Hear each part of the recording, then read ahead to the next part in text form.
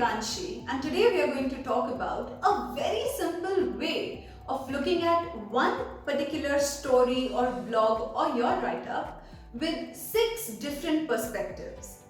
We're going to talk about a very popular theory by Edward de Bono, the 6 thinking hats. While the theory is written by Edward, who himself is a great writer and a thinker, the perspective that I'm going to present to you in this video will be solely my own. This is my interpretation of using the 6 thinking hats. So let's begin by talking about 2 simple rules that you are going to follow while you listen to this video. Number 1, while we talk about the 6 different hats, always remember that put one hat at a time. You won't look that great with 6 long hats on your head, isn't it? The second rule to follow is that the black hat, which I'm going to tell you in a bit about, will be used at the end only. So 2 simple rules and we go ahead into analyzing the 6 colors of the hats. Starting with the base hat or the first hat to say, the blue hat. Let's take a blue hat and put it on your head. With each hat, imagine that you're going to put that hat on your head. With the blue hat, the first perspective that we are going to explore is that of building and creating an overview. Basically, the blue hat is all about building the skeleton of your idea, building the base idea for your story, your write-up or your blog. The blue hat includes creating an overview, figuring out what you really want to write about. The blue hat is like putting a nail on the wall and making the base for a beautiful decoration. In the blue hat, remember, the moment you put it up, you're building your idea. You're building your thoughts. You can use the thought map in this particular hat. Moving ahead to the second hat, which is the white hat. It'll be a monochrome with me, isn't it? So the white hat is basically all about information gathering. The reason why we use the white hat is simple. When you are writing and you are researching, you tend to mess up both the tasks together. Therefore, the white hat would be useful in segregating your research from your writing part. Take an example, you're writing about a doctor and you aren't from a medical field. Researching about how to become a doctor, how to reach there, what kind of the colleges are present. All of that comes under the white hat, the research. And taking that information and building your story is your job as a writer. Use the white hat to gather as much information as you can and keep it safe with you. Once you're done with the white hat, remove it and do not get into the research again. Remember to segregate research from writing. That's all about the white hat. Let's move ahead to a very interesting hat, the red hat.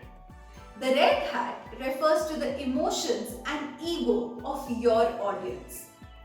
Do not mistake it for the fact that you can't say what you really want to. All that I am trying to say here is that use the red hat to understand if whatever you have written is not offending a particular set of people. It's always good to avoid stereotyping in your writing. It's always good to avoid, specifications of gendered identity or specifications about a particular person or a particular community. The red hat basically refers to expressing your views without offending anyone. Always remember that as a writer you have the freedom of saying whatever you feel like. But what's the point if people can't read it? So write something that helps you make a change in the world. That's only going to happen by toning yourself a bit. Moving ahead to the 4th hat, the yellow hat. The yellow hat refers to the positive elements in your story. Well, After you have created your ideation, after you have worked upon your write-up, sit with it and think, what are the positives in my story?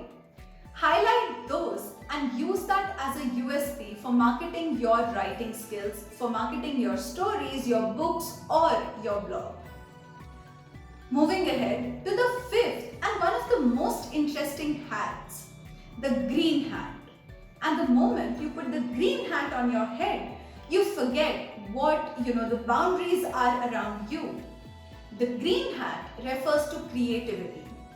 Creativity about how you can innovate with your writing skills. A lot of times we feel that there's too much monotony in the way people are writing. Who else can change it but you? Use the green hat to build the creative ideation, innovation in your story or your write-up. And then finally we come to the black hat. The black hat is all about reviewing your particular write-up. As I mentioned in the start of the video, always use the black hat towards the end. Simple reason, just like the white hat. When you are writing and reviewing, do not do that together. Otherwise, you'll end up being in a vicious circle for yourself. Always use the black hat at the end. The black hat refers to reviewing, like I mentioned. So in reviewing, follow 3 simple steps for review. The first one is the hygiene check. The second one will be all about, building your developmental skills in the story. Where is the story going well, where it's not. And the third one is reading like a reader. Following these 3 steps, your black hat will help you improvise on what you have written. These were the 6 thinking hats that we discussed today. In our next video, we are going to talk about the different ways of reviewing. So do stay tuned and follow our channel for more. We hope that you really liked this video, and it takes a lot of hard work in building these small learning nuggets. So if you really like this video, please do not forget to like, share and subscribe this video to those who are really interested in learning. Also, a bit about Mithas Services. Mithas Services is a one-stop solution for learning, for publishing, for content writing, designing and 47 other services. The link to our website is in the description. Please feel free to follow us on Instagram and reach out to us in case you want to learn something new today.